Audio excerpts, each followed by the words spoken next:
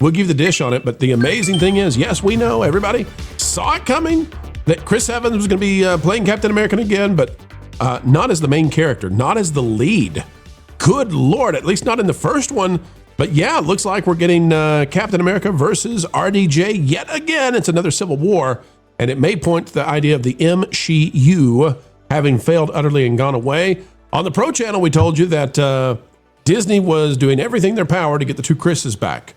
Chris Evans, Chris Pratt. We don't have any info on Chris Pratt yet, and I'm thinking that he's actually been sequestered over by a different studio. And I don't know, maybe he doesn't want to mess around with Disney anymore. But Chris Evans just might be the star of Avengers Doomsday. And I know some of you out there dislike Chris Evans for his politics. I'm not going to argue about that. We're not going to go there. I just need you to know something. Wasn't it just Jonas the beginning of this year? I mean, I don't have to go in the Wayback Machine. It was literally this calendar year that we were told that if you disliked them switching Captain America's, you were a bad hombre. And now they've switched it back to Chris Evans, and the original Steve Rogers is on the way, and he's the one. Jonas, haven't we seen a Chris Evans versus RDJ movie before?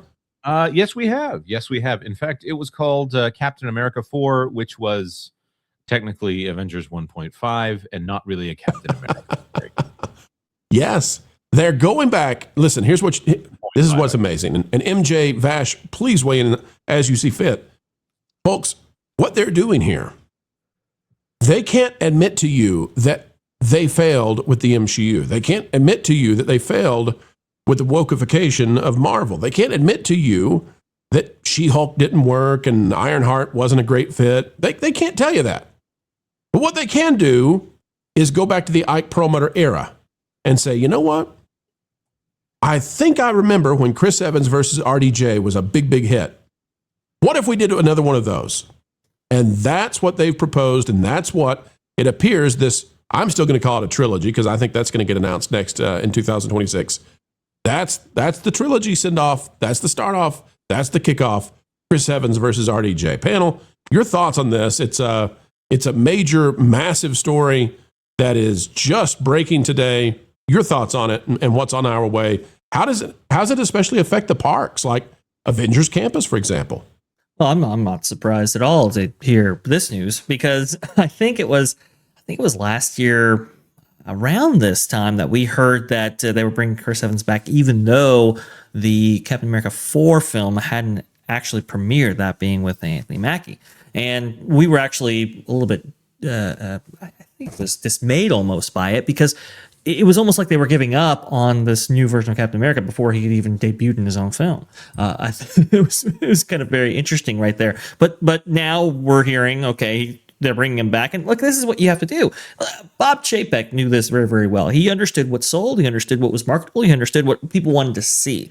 And that's why he fought so tirelessly to get some of these original stars back into the MCU, because he understood where the marketability for the franchise actually was in these kind of characters right here. In terms of what it means to the parks, I mean, I think we're going to be seeing this version, this Steve Rogers version of Captain America more and more. And I think, Jonas, you highlighted the fact that we have already started to see that, at least in one presentation, somewhere around the world in the parks.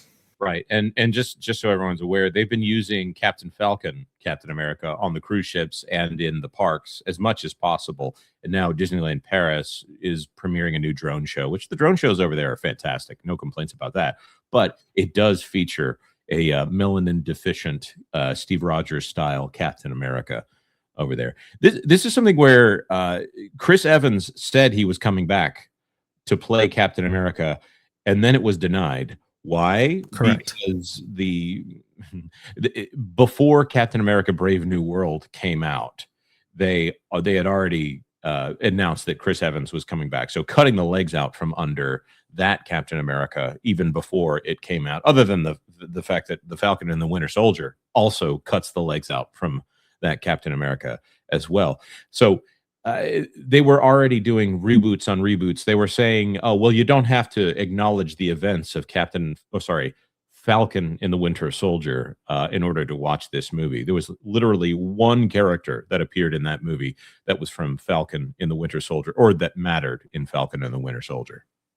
So the other thing about this, MJ, is that, there are going to be those who say, oh, well, this is just an example that America is an awful, terrible place. And you didn't like Anthony Mackie for reasons that they will prescribe as being part of the, the ongoing awfulness of America.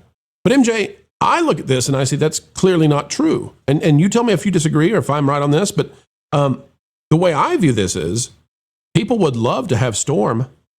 We haven't had Storm show up. People would love to have more Blade. We've only got a taste of that. People love characters of all kinds of diverse appearances and backgrounds and beliefs and ethnicities, et cetera, et cetera, et cetera.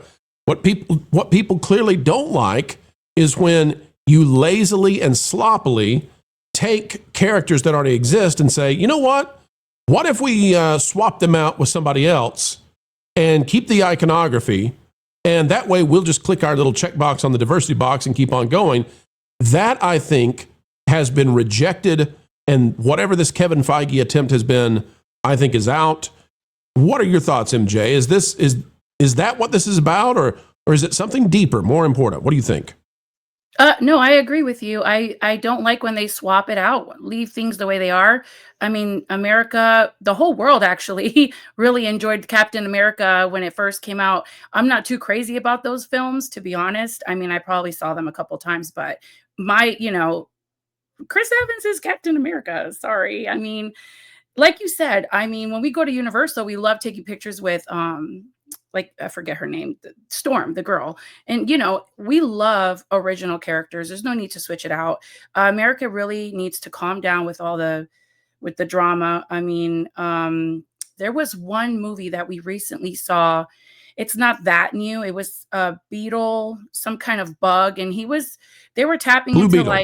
the Latinos got their time to shine, and I think everybody gets their time to shine in the right way. You don't need to swap. Now, what if they take that beetle and put another person of a different race? Right.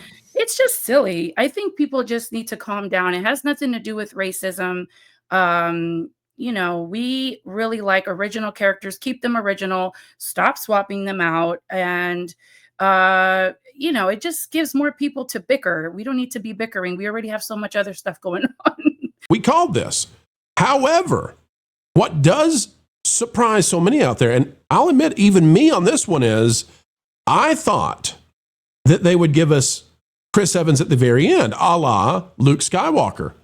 The reporting now is, and based on if he's going to be heavily featured in the trailers, you got to think this is true. Folks, it looks like Chris Evans is the lead character, that Captain America is the lead hero in these movies. And what does that mean? Well, it means that, remember last year? Remember we were told that the Fantastic Four, they're going to be in this movie, and Pedro Pascal was going to lead the Avengers. Do you all remember that?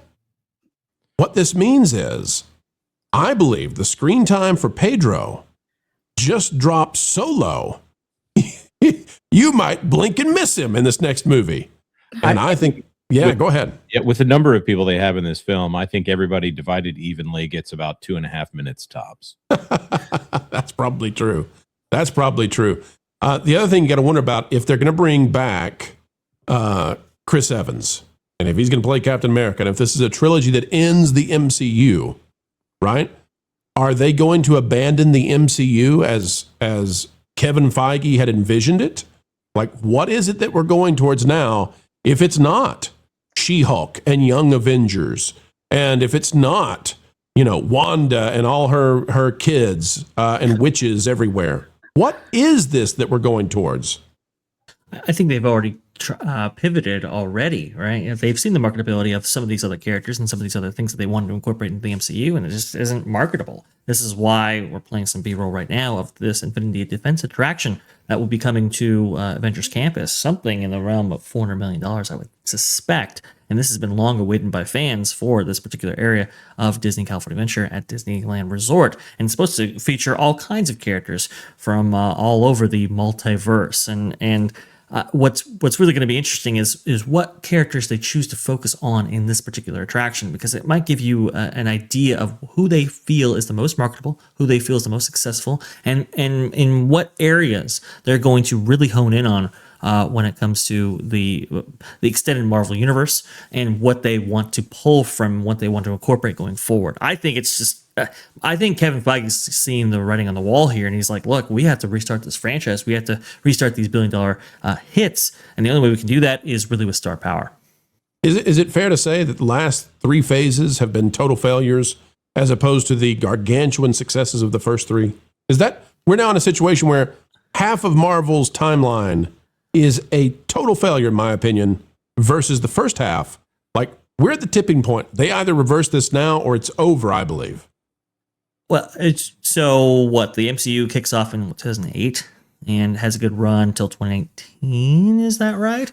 And yeah, it's been really bad for the last 6 years or so. I mean, it just really has not lived up to the original hype and interest and engagement that these movies so beautifully were able to elicit. I mean, I remember hearing when during the height of the MCU that the MCU for a generation of kids had taken over previous big franchises like Star Wars, for example, and that all has gone away post-pandemic. It's really been shocking just how irrelevant the MCU has become.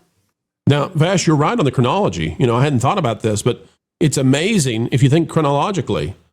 It's 9 years of success compared to 6 years of just total failure. However, the amount, the churn, when you include the Disney Plus shows that was put into these 3 phases, because 3 phases lasted from 2008 until 2019. We've had 3 phases. We had phase 4, 5, and we're in 6 in the last 6 years. So that speaks to the volume of not very good content that Marvel's been pushing out in the last, post-pandemic, right? Yeah, there was 50 hours of content in the first 3 phases and more than 100 hours of content since then. Whoa. Yeah. And very little of it good. This is, I believe, they're never going to apologize. They will come out in Deadpool and Wolverine and tell you it's a low point. That low point was about to get to the critical point of no return, I believe. And what are we doing, folks? We're going to the Ike Perlmutter era again. Kevin Feige trying to save his skin and remain as, I guess, the legendary producer of all of this.